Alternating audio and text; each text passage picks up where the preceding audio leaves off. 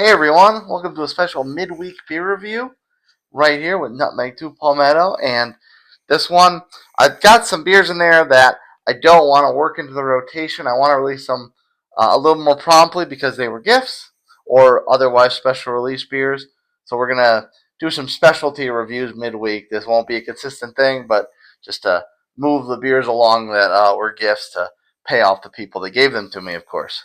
So this one is a very, very special beer. I was super excited and grateful to What's Brewing Next. Shout out to Keith, very popular guy around the streets of Knoxville in eastern Tennessee. And I saw this, I was like, oh, bro, get me this. Can you get me this? So we did a little trade, and this one, it's if you were a follower of a particular gimmick style of beers, of craft beers, of sours, you may be familiar with breweries trying to pull off the peanut butter and jelly sour. Well, one of them that is highly regarded as one of the best is the PB&J Mixtape by Zool Beer Company out of Knoxville. And followers of this channel know Zool. I featured them a few times before. I've met Brad West a couple times. I did have an interview that unfortunately couldn't go live. A bunch of interviews that the audio wasn't great. But Brad West, super cool guy. But PB&J Mixtape is one of like the pinnacle beers of that kind of gimmicky peanut butter and jelly style. You know, a lot of breweries have tried to pull off before. Well, they did a special release that was a barrel-aged PB&J Mixtape. I know, you're thinking like, okay, it's weird enough to barrel age a sour, but then you barrel age a peanut butter and jelly sour? How's that going to work? Well, in Zool we trust, absolutely. And on the bottle, it just says barrel age. It just says PB&J Mixtape. There's a little itty bitty typing there. I'm sure that's not what it says, but it looks like it says Guitars Peanuts. I don't think that's what it says. There's nothing else on that side besides Surgeon General. On this side, 17-ounce bottle, gluten-free sour, as Zool is known to do. At 8.5 alcohol percentage. I'm not sure off the top of my head what the normal PB&J Mixtape was, gravity, but I'm sure it's not more than 6 or 6.5, something like that. So it's definitely increased a little bit. And brewed by Zool Beer, not address, etc., etc. So there's nothing else going on there. So I'll give you one last little final close-up look. There's no Shane Cam because we're just doing this as a single shot review. And of course, it's got a wax top, and I do have a blade to help with this, but it's also got a little tab on here. So we'll see if I even have to resort to the blade. Oh, maybe I don't. Oh, look at that. Oh, Zool's got it figured out. And look at that. That came off clear and perfect. Okay, everyone that does wax top bottles, put this little tab thingy under it. Alright, now, let's make sure. Okay, good. I would assume that there's quite a bit of sediment. I'm not going to do a shake cam because it's a bottle. But I will give it a couple rolls on the table in case there's any kind of goodies floating around the bottom of it. Turn it upside, flip it around a few times.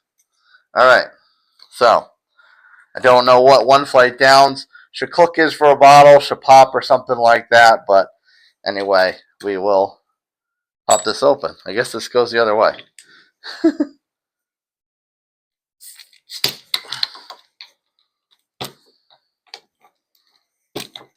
There we go. Silly. Alright. We hard pour it because we're still on the channel you know and love. You know, for being barrel aged, this really just does look like grape soda. Pretty active for a sour. I thought I was going to get it all in there. Maybe not. Alright. So PB&J Barrel Aged Mixtape. Or barrel-aged PB&J Mixtape. All right, color-wise, it's kind of similar if you remember that review I did of Vecna's Brunch by Dissolver. It's a very similar color. It's a dark purplish red. The light kind of gets around the edges a little bit, but not super much. It's pretty super much. It's kind of dense in the center.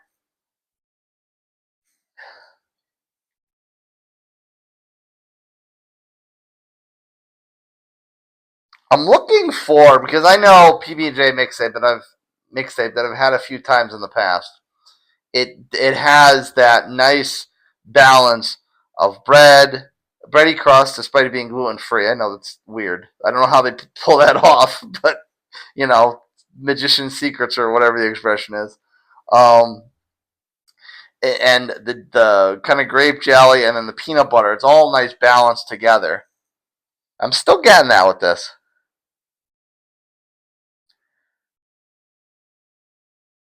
Although I smelled it the first time, it was a bit more of the jelly and actually a little bit of a boozy touch to it, and now it's just all peanut butter.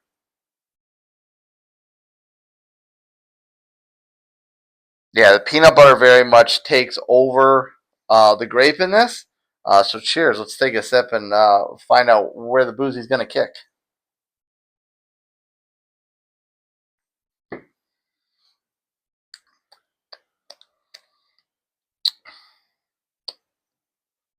Hmm.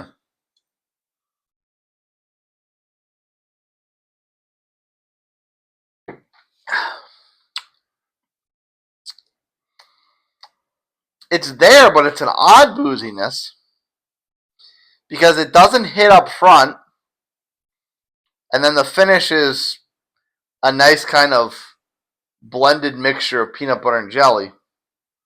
But in the center, it has this wine, maybe a little bit of a barrel type of note to it, and it doesn't really taste like wine or red wine or anything like that. But there's a booziness in there that's not bourbon.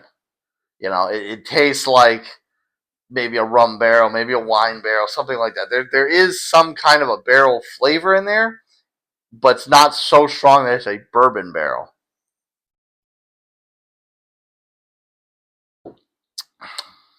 That is very tasty. It kind of has a stringent quality of liquor. It doesn't have the punch of hard liquor, but it has the stringent kind of body of hard liquor. It's kind of like if you're sipping a bourbon neat, and I know I just said I'm not getting a bourbon punch at all. If you're sipping a bourbon neat and you get all the body and the mouthfeel of those sips, plus tasting like peanut butter and jelly, and none of the kind of kick, none of the chill down your spine, none of the burn.